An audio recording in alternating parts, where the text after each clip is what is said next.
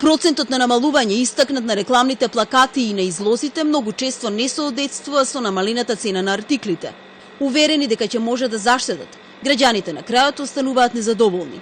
Некогаш попустот се однесува само на дел од изложените производи, иако тоа не е посочено на залепеното известување. А не се ретки ни случаите кога на намаление е само онаа стока која трговците не успееле да ја продадат во текот на неколку изминати сезони.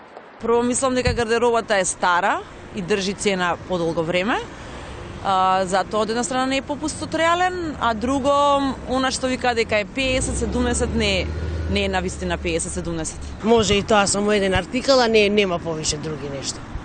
Може и тоа. Дали во тој случај реагирате? Што ќе реагираме, на кого ќе реагираме, што ќе правиме?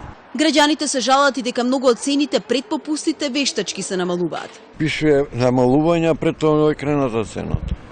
Така да нема никакво намалување. Не може човек да се знајде кога пишува цени од и ќе стават најмалата цена и ние мислиме дека сите производи се со таа мала цена, а фактички почнува од толку, а завршува можда со многу повисока цена. Забелешките се добро познати на Организацијата за заштита на потрошувачите. Според незиниот председател Маријана Лончар, Законот за заштита на потрошувачите има прецизни правила што значи распродажба, но прашање е колку кај нас трговците го почитуваат. Како претходна цена се смета она што трговецот ја применувал 30 дена пред рекламирањето на распродажбата на производите. Процентот на снижување на цената, што е објавен во распон, мора да се однесува најмалку на 1/5 од сите производи што се на распродажба. Според заменик министерот за економија, праксата на терен покажала дека Законот за заштита на потрошувачите во иднина ќе треба да се допрецизира.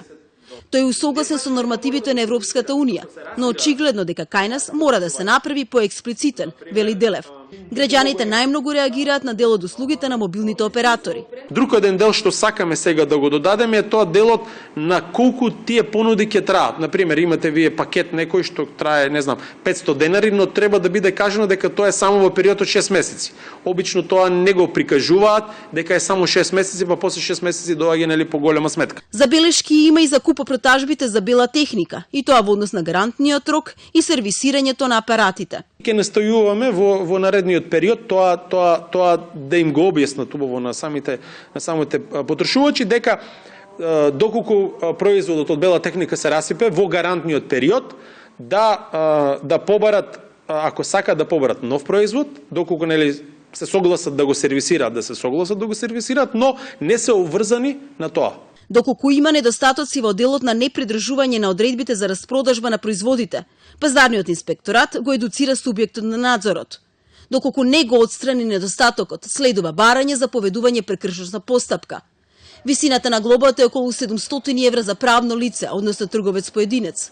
Одредувањето на глобата зависи од бројот на вработени, остварен вкупен приход и претходно поведение.